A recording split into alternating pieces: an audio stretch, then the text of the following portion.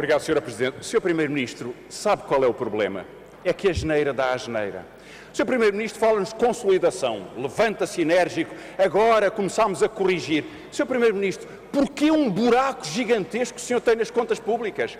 Derrapagem total das contas. O senhor não tem nenhum controle sobre o orçamento. Faltam 2.000 milhões de euros em contas certas neste orçamento. Não controla o déficit, não serve para nada. Aumentou a dívida para aumentar o déficit, aumentou o desemprego para aumentar a dívida. E depois diz-nos que tudo isto é para melhorar o sistema financeiro. Sr. Primeiro-Ministro, de que é que está a falar? Está-nos a falar de bancos que são financiados pelo Banco Central Europeu a 1% por 3 anos e que vão emprestar ao Estado português a 3% por 3 meses?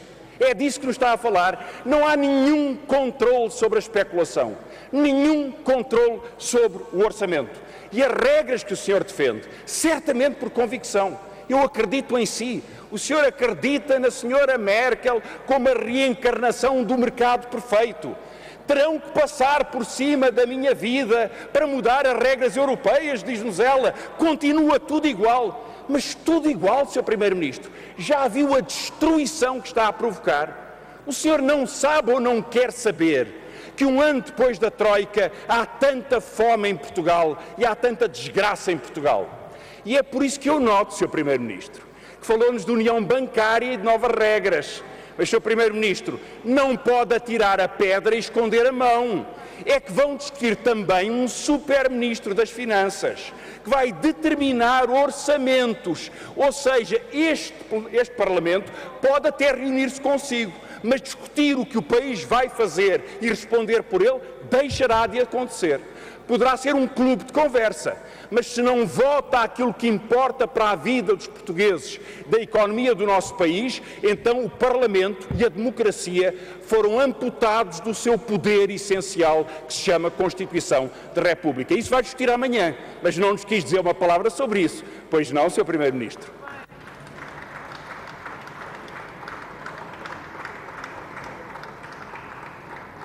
O Sr. Primeiro-Ministro tem a palavra para responder.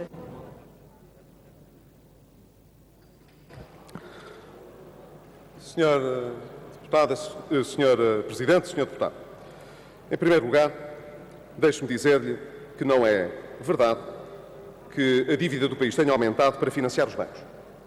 A dívida do país aumentou porque o Estado tinha necessidade de financiamento para fazer os seus pagamentos, para pagar os salários dos funcionários públicos, para pagar as pensões e para pagar o dinheiro que devia emprestado aos nossos credores internacionais. Foi para isso que nós recorremos ao financiamento externo, que aumentou a nossa dívida, porque, evidentemente, esse é um dinheiro que nós vamos ter de pagar. Foi a solidariedade predominantemente europeia e também a posição do Fundo Monetário Internacional que disponibilizou esse financiamento para Portugal, como o Sr. Deputado sabe. O Sr. Deputado também sabe quanto é que, no âmbito do programa, está destinado aos bancos um máximo de 12.000 milhões de euros e a recapitalização que se concluirá nesta semana, no que respeita aos bancos privados, e o Banco Público não tem esse tipo de financiamento, são 5.000 milhões. Portanto, Sr. Deputado, entre aquilo que recebemos, o volume global das necessidades de financiamento que tínhamos e aquilo que vai para os bancos, não é aquilo que o Sr. Deputado diz. Não, Sr. Deputado, acessoriamente vão 5 bi para os bancos, mas ficam 70 e poucos bi para o resto da economia. E se essas necessidades não fossem satisfeitas, Sr. Deputado, eu pergunto-lhe como é que o Sr. Deputado conseguia honrar as responsabilidades do Estado, quer perante as autoridades externas, quer perante os portugueses. Não conseguia honrar. Em segundo lugar, Sr. Deputado, deixe-me dizer, não é verdade que este Parlamento se pudesse reunir comigo para discutir o acessório e não conversar sobre o essencial por causa das deliberações do Conselho Europeu. Não, Sr. Deputado. Há muitas matérias que este Parlamento já não pode decidir porque não tem liberdade para isso. Digo-lhe, Sr. Deputado, hoje não tínhamos liberdade económica e financeira para poder aprovar um orçamento nesta Casa que fosse expansionista e deficitário. Se o fizéssemos, amplamente deficitário, se o fizéssemos, Sr. Deputado, podíamos aprová-lo. Mas era uma mera formalidade. Nós sabíamos que não o cumpriríamos, Sr. Deputado. O Sr. Deputado Francisco Louçã tem a palavra. Muito obrigado, Sr. Presidente. O Sr. Primeiro-Ministro já reparou que, com jeitinho, o Sr. Primeiro-Ministro acaba mesmo por falar de problemas orçamentais que afetam a vida das pessoas, fiscais que afetam a vida das pessoas. O problema é que, apesar de falar, não tem resposta. O Sr. Primeiro-Ministro pode-nos falar dos 70 bi que inundaram a economia. Olhe, pagaram muitos juros, pagaram muitas amortizações, mas emprego, foram 200 mil desempregos que foram criados durante este ano. Facilitaram os despedimentos, atacaram a vida das pessoas, aumentaram a fome, a miséria, a exclusão, a precariedade, o desrespeito neste país. Chegou ao ponto, e o Sr. Primeiro-Ministro, quem é que se poderia ter lembrado disto? De tirar 2 meses dos subsídios aos reformados, que descontaram para as reformas toda a vida, e chama a isso política familiar. E por isso, Sr. Primeiro-Ministro, não há nenhuma justificação para uma política que falhou e provocou um gigantesco rombo orçamental. Eu repito, o senhor não tem controle das contas. Há um desvio colossal nas contas orçamentais portuguesas, a que chama delicadamente derrapagem, mas não controla as contas. E por isso não nos fale de falta de liberdade. Portugal pode partilhar soberania e decisões, deve até fazê-lo quando isso contribua para uma União que crie democracia e respostas às dificuldades. Mas há uma fronteira que nunca se pode ultrapassar. E o Sr. Primeiro-Ministro é a segunda oportunidade que vai ter. E quer saber se agora responde. Porque amanhã o relatório do Sr. Rompuy, Sr. Barroso, Draghi e Juncker vão apresentar a ideia de um super-ministro das Finanças. Vai determinar o nosso orçamento, ao contrário do que diz a Constituição. Porque a Constituição diz que o orçamento é votado aqui, de uma forma responsável, por gente que responde aos eleitores. Nós a isso, Sr. Primeiro-Ministro, em Portugal chamamos democracia.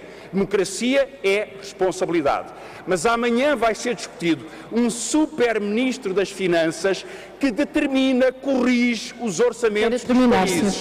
E isso, Sr. Primeiro-Ministro, pode se chamar Merkel, mas democracia não se chama de certeza.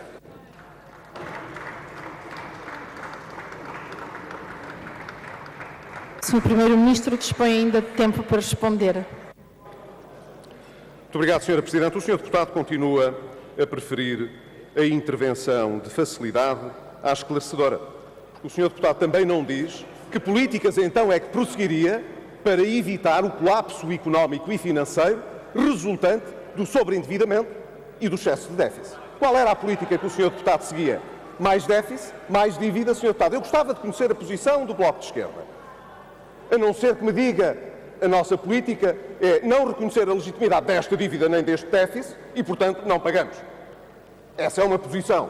Eu já ouvi coisas parecidas com estas, mas, Sr. Deputado, estas não são posições que possam ser levadas a sério. Agora, diz o Sr. Deputado, o que é que vai ser discutido amanhã?